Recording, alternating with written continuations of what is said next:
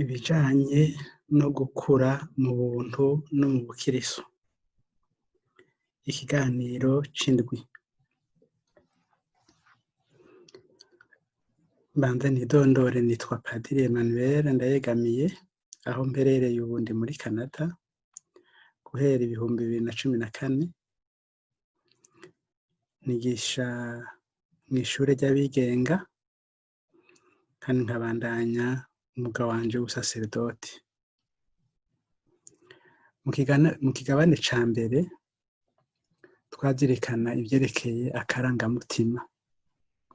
Twasanze umuntu afise akarangamutima ari urya muntu yugurukiye Imana, kugurukira n'abandi, hanyuma bikamuha amahoro, gutyo akajabuka ibibazo by'ubuzima arimwo atekanye, atunganiwe. Ikiganiro ca kabiri cari cerekeye kukungene aho duherereye, ivyo tubayemwo bifise uruhara mu karangamutima kacu. Ikiganiro ca gatatu cari cerekeye gushushanya Imana. Twasanze ko uyishushanya neza ari ushushanya urukundo rwayo nk'uko twagweretswe na Yezu Kristo. Ikiganiro ca kane cari cerekeye kamere yacu, kamere y'umwe wese, kamere twisangije. Twasanze ko yubakira hagati y'ibintu bibiri: uko umeze uyu munsi nuko wipfuza kuba ejo haza. Ku mukristo rero urumva nuko umeze ubu nuko wipfuza kuba umweranda ejo. Igabane ca gatanu cari cerekeye akahise. Twasanze ko aho kuguma turi nk'imisozi ibiri idahura kubera ibyo twaciyemwo, ibyadukomerekeje, twasanze ko abakristo byiza bova muri iyo nzira yo kuguma bavuga ngo banaka nibo batugiriye nabi, bavuga ubundi bwoko. Ese abakristo boba benshi bavavanuye n'iyo ngendo y'ukwagirizanya, yo kugomba guhezanyayo, bahagaruka muri iyi nzira ibereye y'ukuri no kurekuriranira no kurata ibikorwa bya mutima mweranda, ingene yamye akorera mu bantu muri ivyo bihe byose vy'akahise twaciyemo. Kuko nanone abo twabuze n'abarundi, bamwe bishwe kubera bari ubwoko kanaka, n'abarundi bishwe kubera ubwoko kanaka. Abo rero barashobora kuja mu mugumwe, tukabibukira icarimwe, hanyuma tukabandanya ibikorwa by'ukuri no kurekuriranira. Ntituze turahayanywa, duhayanya amajenoside n'ibiki. Tugaruke cane cane mu nzira y'ukuri no kurekuriranira, turate ibikorwa bya mutima mweranda. Hagati rero y'imisozi ibiri idahura hariho umucamo, aho abantu bashobora guhurira. Ni mu kubakira kwiyubaka, dufatiye akarorero kuba dutanze imbere, bagamburukiye mutima mweranda. Ikiganiro ca gatandatu cari cerekeye ingene dusoma ijambo ry'Imana. Twasanze ko naho nyene hariho imyanya ibiri. Hari umwanya wa mbere wo kuronka insiguro y'ico gisomwa. Ivyo navyo burya hari insiguro zemewe. Hariho n'abahinga babinonosoye ku gisomwa kanaka, tukamenya izo nsiguro.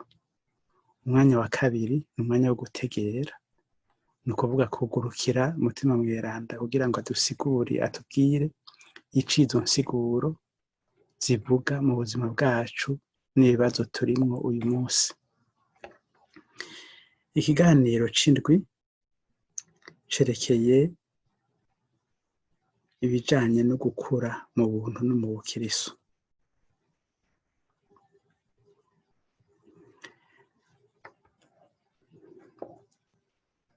Ibyo nshikiriza ndabikura ahanini muri ca gitabo co kwa David Perrin. Tuza gutangurira ku ntangamarara hanyuma turabe ingene abakristu babona ivyo gukura mu buntu no mu bukirisu, ingene babibona, ingene babisigura. Hanyuma turabe intererano y'abahinga bamwe bita abapsikologe,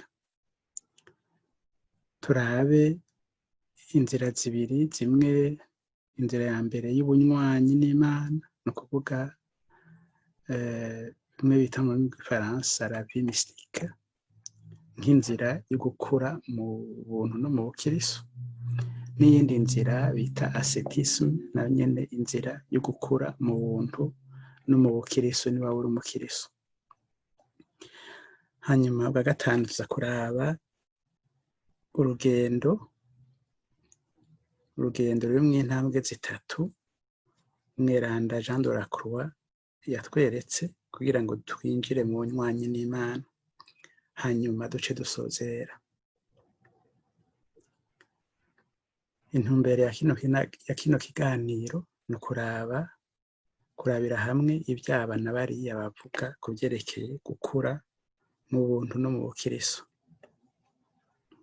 Ku mukristo, gukura mu buntu no mu bukirisu ni ugufata urugendo ruroresha ku Mana, ariko kandi azi neza ko Imana ariyo yonyene iza kutwironderera. C'est plus Dieu qui nous cherche que nous qui cherchons Dieu.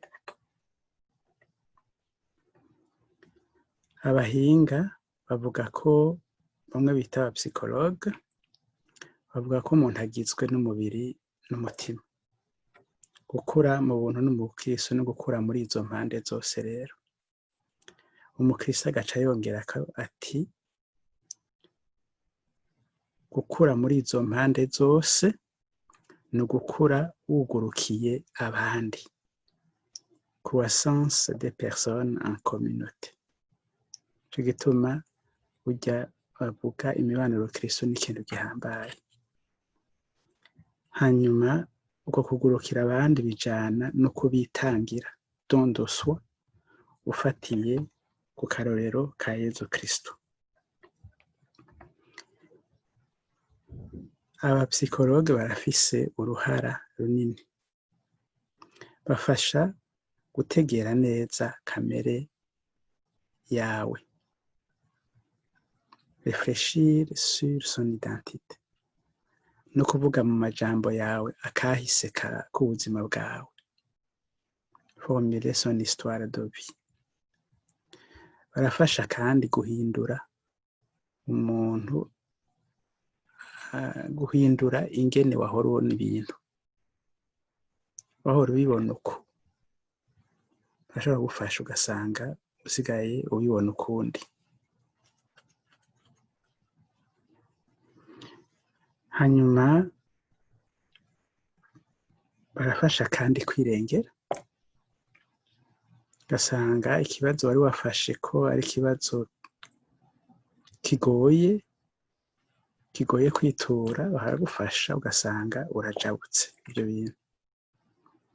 Wari ufise ibibazo byo kutabona iyo uva n'iyo uja, barashobora kugufasha kwirengera.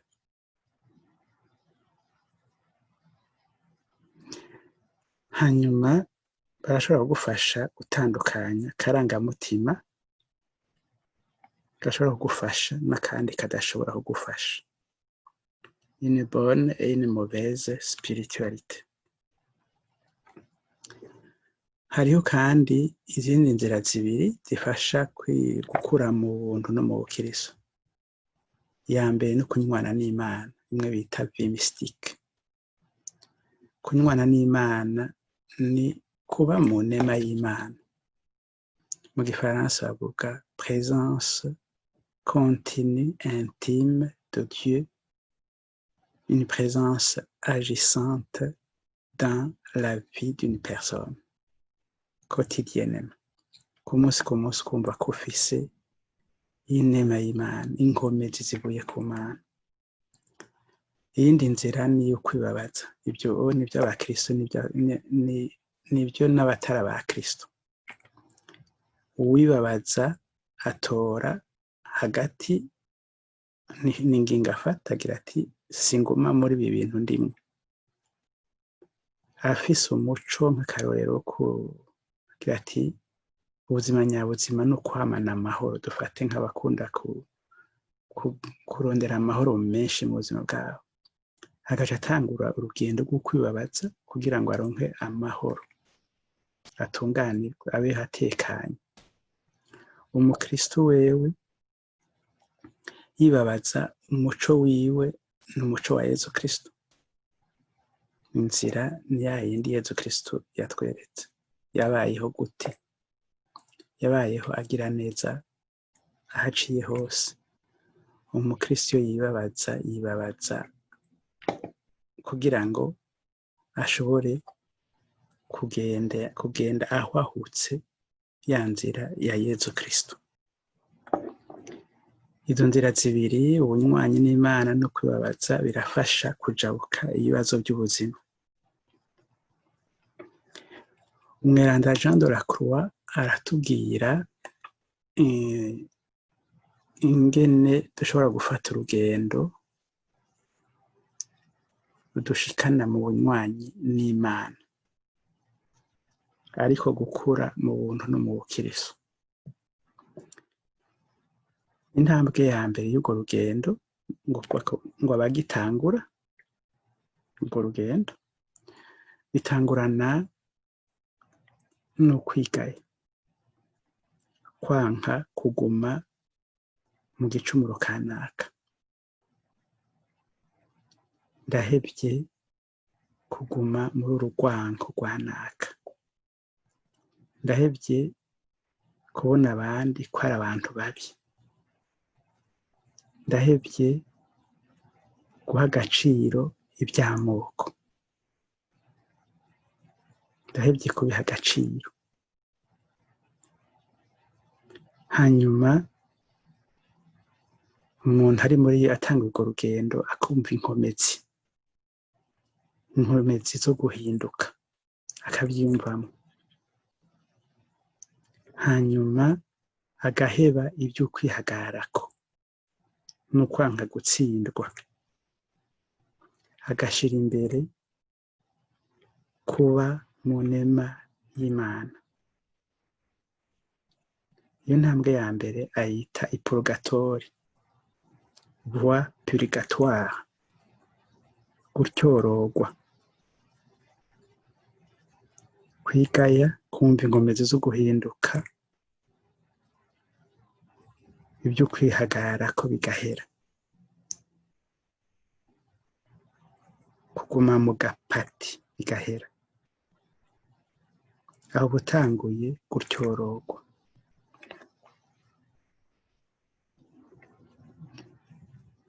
Urwo rugendo rurabandanya rero, ukabona umuco, voie illuminative.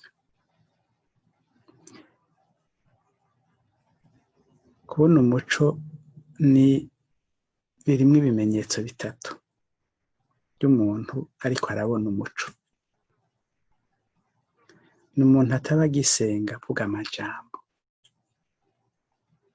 Ayo muragaba abantu bakunda gusenga bavuga amajambo badaheza. Iyo umuntu yatanguye kubona umuco, ntabandanya avuga adaheza. Ntuba ugihengamiye kumviriza ibiriko biravugwa, canke uraba irya nino ukebaguzwa. Ushima kuguma utekanye, ufise amahoro menshi, kuko nanone wumva urukundo, wumva ukuboko kw'Imana, ukuboko k'urukundo, ukuboko kw'ikigongwe kuri wewe.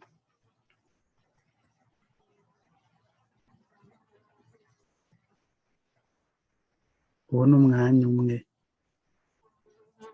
Hari aho mugabo kandi hashika muri uwo mwanya nyene, naho uba wabonye umuco, uba wabonye urwo rukundo n'ikigongwe c'Imana, ukaba wabonye Imana uko imeze,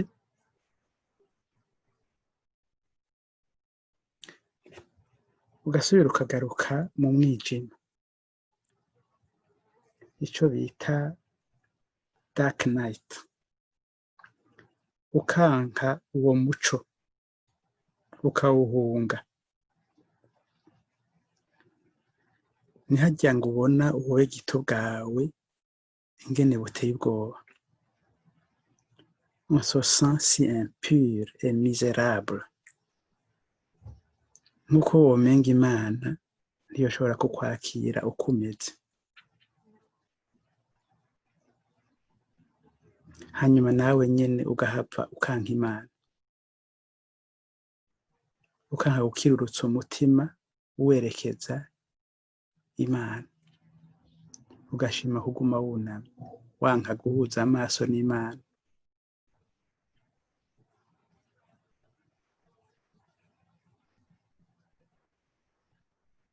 Uwo ni umwanya wo kuba mu buzima bwiza, kandi biraruhisha cane kumva ko wanka gusenga, wanka guhagarara ahari isakaramentu ryeranda, wanka guhagarara ahari isengero. Hageze kuja gusenga ukumva oya, hariho ikintu kimeze nk'ikintu kiriko kirakubuza, canka kimeze nk'umusozi.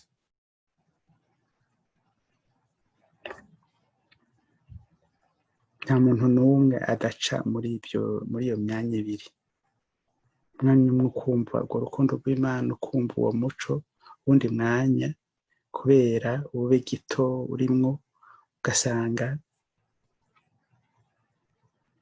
ntushaka no kuraramura amaso ngo uhange isakaramentu ryeranda, kuko wumva umenga Imana ntiyokwakira uko umeze. Hanyuma urugendo rurabandanya. Mweranda Jean de la Croix aravuga ati ibyo birashika bigahera, guhunga umuco birahera, hanyuma uza kwinjira mu bunywanyi bw'Imana, wa mwanya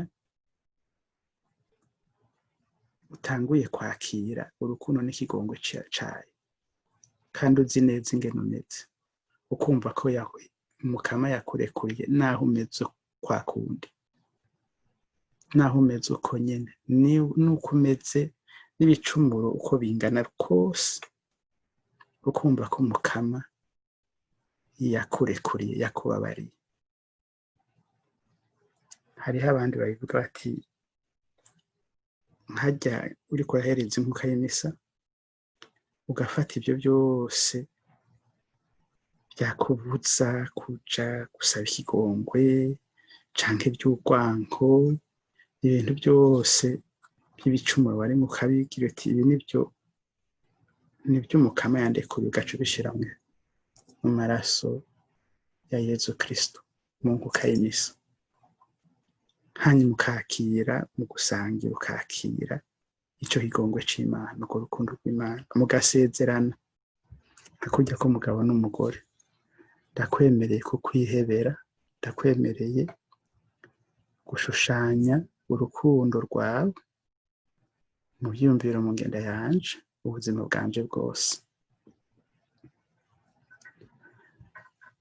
Jean de la Croix agira ati iyo washitse aho usigara ubona ko ibintu byose biri mu bunywanyi n'Imana, abantu n'ibintu.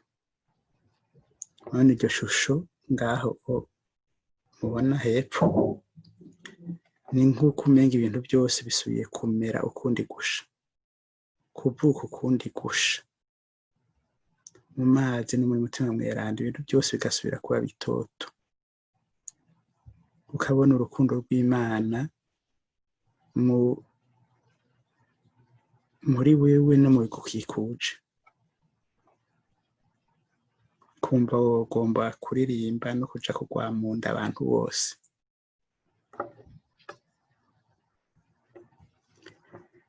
Gusozera. Abahinga n'abarondera ubunywanyi n'Imana barashobora kudufasha gukura muntu no mu bukristo. Inzira y'ubunywanyi itangurana no kwemera ca kinyegezwa ko Imana iri kumwe natwe, ko Imana iri muri ibyo bahayemo, Imana iri muri byo. Ibyo nibyo bifasha umukristo gutangura urugendo. Inzira y'ukwibabaza nayo nyene irafasha. Mu karema duhora twibabaza, irafasha kuko mu kwibabaza tuba turondera guhwahuka kugira ngo tugendere mu nzira ya Yezu Kristo. Jean de la Croix aratwereka inzira twocamwo n'intambwe, irimwo intambwe zitatu, inzira idushikana mu bunywanyi n'Imana.